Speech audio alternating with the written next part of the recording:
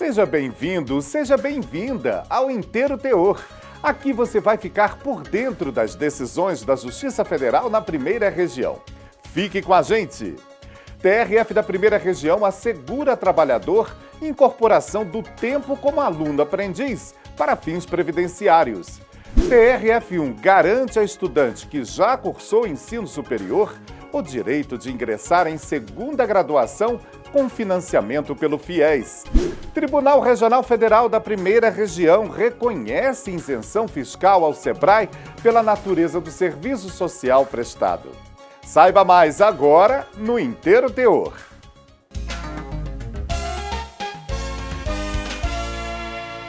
Muitos trabalhadores foram impactados pela reforma da Previdência e tiveram que adiar os planos de se aposentar. Com as novas regras, todo o tempo trabalhado pode fazer a diferença. Por exemplo, um segurado entrou na Justiça para que o período em que trabalhou como jovem aprendiz fosse contabilizado e conseguiu. O Tribunal Regional Federal da Primeira Região entendeu que a incorporação do tempo de aluno-aprendiz para fins previdenciários já é um entendimento consolidado por tribunais superiores. Saiba mais detalhes na nossa próxima reportagem.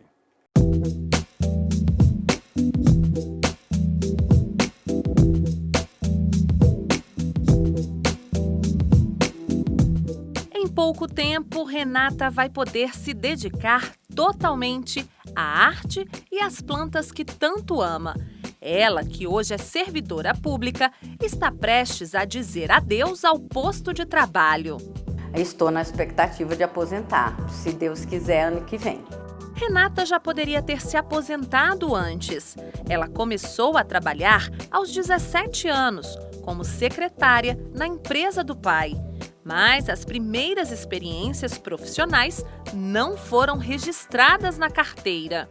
Eu não tinha carteira de trabalho e não fui fechada na época, né? Meu pai nem se preocupou com isso. Para evitar problemas na hora de fazer o pedido ao INSS, é importante ter alguns cuidados.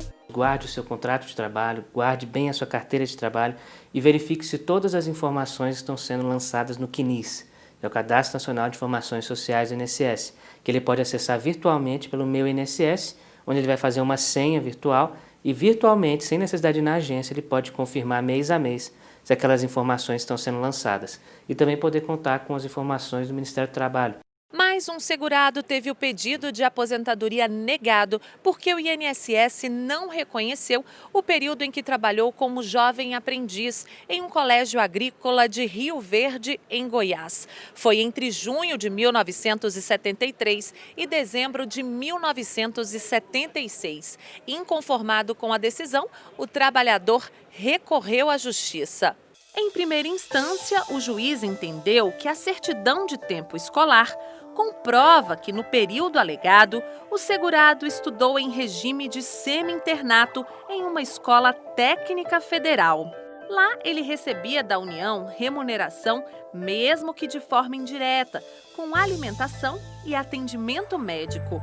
Por isso, o INSS foi condenado a reconhecer o tempo de serviço e pagar o benefício em 30 dias.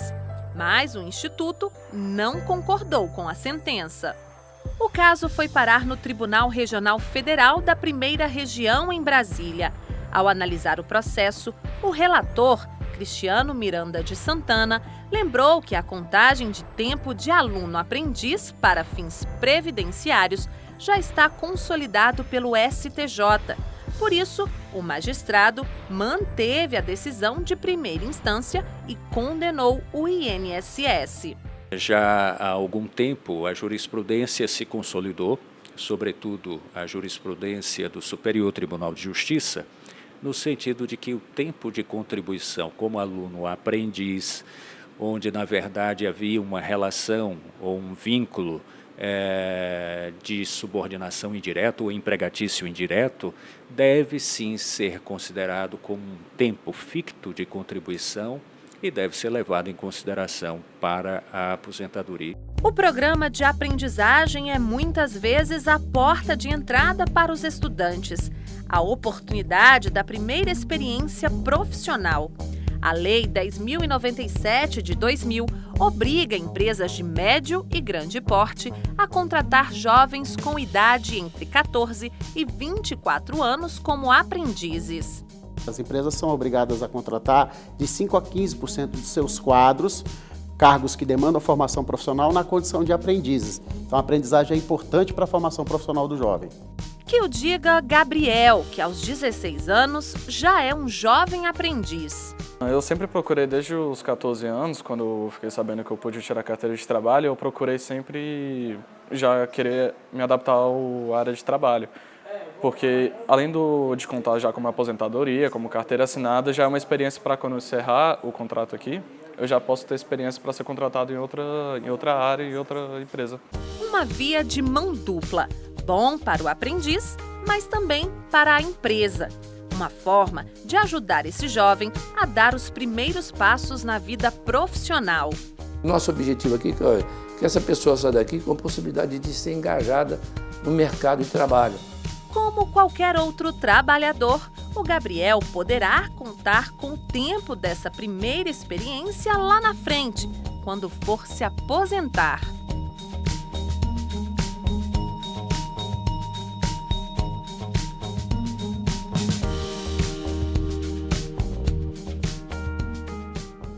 E veja a seguir, TRF da Primeira Região assegura a estudante que já cursou ensino superior o direito de ingressar em segunda graduação com financiamento pelo FIES.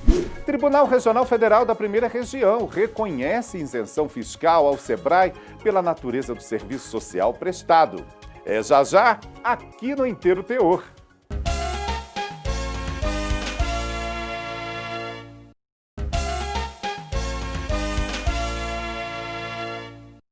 O Fundo de Financiamento Estudantil, ou FIES, é um programa do Ministério da Educação que financia a graduação superior de estudantes em instituições de ensinos particulares. Como em qualquer programa do governo federal, os interessados devem cumprir requisitos para serem beneficiados. Em caso de divergências, geralmente a Justiça Federal é o caminho para resolvê-las. Por exemplo, uma vedação não prevista em lei foi questionada por um estudante que já possui graduação no ensino superior. Conheça o desfecho dessa história na reportagem de Márcio Fontinelli. A Lei 10.260 de julho de 2001 instituiu o Fundo de Financiamento Estudantil. O FIES é uma oportunidade para a pessoa de baixa renda que não conseguiu vaga em uma universidade pública estudar em uma instituição privada. Funciona como um crédito estudantil. O aluno pode se inscrever para ser beneficiário do governo ou da própria faculdade particular. Nas duas situações, assim que termina o curso, ele tem que pagar. A diferença é que, no caso do governo, o valor pode ser devolvido sem juros. Para se inscrever no FIES, o candidato precisa ter feito o Exame Nacional do Ensino Médio, o Enem, e ter conseguido nota igual ou superior a 450 pontos, além de não zerar a redação. E existe outra restrição ao ingresso no programa, é a vedação do candidato que não tenha quitado o financiamento anterior do FIES ou do Programa de Crédito Educativo. Mas é um posicionamento do Ministério da Educação que tem gerado polêmica. O MEC tem negado o benefício para quem já se formou utilizando o FIES, quitou a dívida, mas deseja fazer uma nova graduação utilizando o fundo educacional. E é justamente isso que uma estudante questionou na Justiça Federal. Ela ganhou em primeira instância, mas o MEC questionou a sentença. O caso chegou ao Tribunal Regional Federal da Primeira Região. Ao recorrer, a equipe do Fundo Nacional de Desenvolvimento da Educação argumentou que o FIES tem como objetivo dar oportunidade a todos igualmente. Sendo assim, a autora não possui o direito, pois já é formada e, ao contrário do público-alvo do FIES, teve a oportunidade de concluir um curso superior. O FNDE termina dizendo que essa limitação é necessária porque os recursos financeiros destinados ao financiamento de uma segunda graduação de um mesmo estudante impede o acesso de outro que necessita dela para frequentar o ensino superior pela primeira vez. A relatoria do processo ficou por conta da desembargadora federal Daniele Maranhão. No voto, ela reforça que a redação da Lei 12.202 de 2010 restringe a concessão de novo financiamento apenas ao estudante que esteja inadimplente com FIES ou com programa de crédito educativo. Com isso, com exceção do estudante inadimplente, não existe qualquer outra vedação para estudantes que já tenham sido beneficiários do FIES se candidatarem ao novo financiamento. Nos termos do voto da relatora, a quinta turma decidiu, por unanimidade, negar provimento à apelação do Ministério da Educação.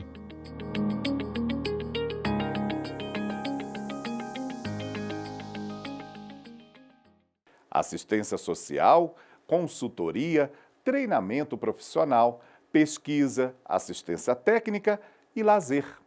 Serviços considerados de interesse público e que são oferecidos pelo chamado Sistema S, um conjunto de entidades financiadas pelos empresários do setor e que gozam de isenções fiscais. Mesmo previstas em lei, algumas vezes as isenções são questionadas na Justiça.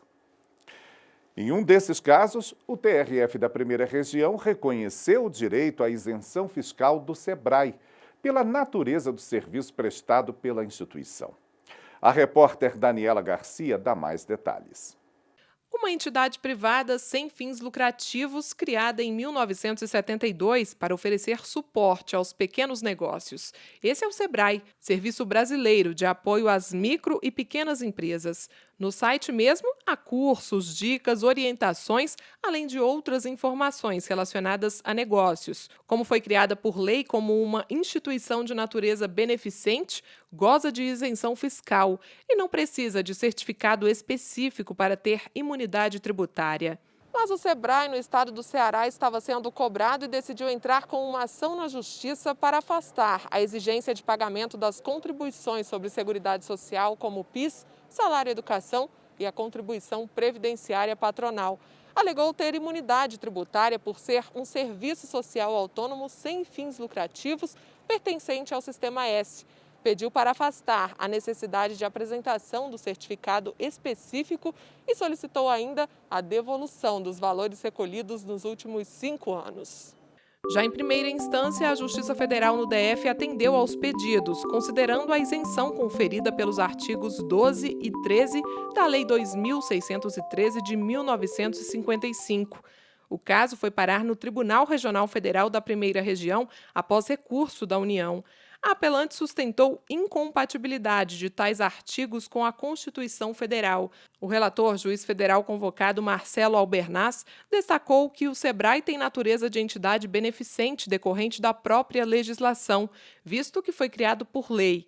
A 7ª turma do tribunal entendeu que a isenção fiscal ampla concedida às entidades do Sistema S também deve ser estendida ao SEBRAE pela natureza do serviço social prestado e negou a apelação da União. O colegiado salientou que a própria Constituição de 88 não permite a cobrança de impostos sobre patrimônio, renda ou serviços das instituições de educação e de assistência social sem fins lucrativos.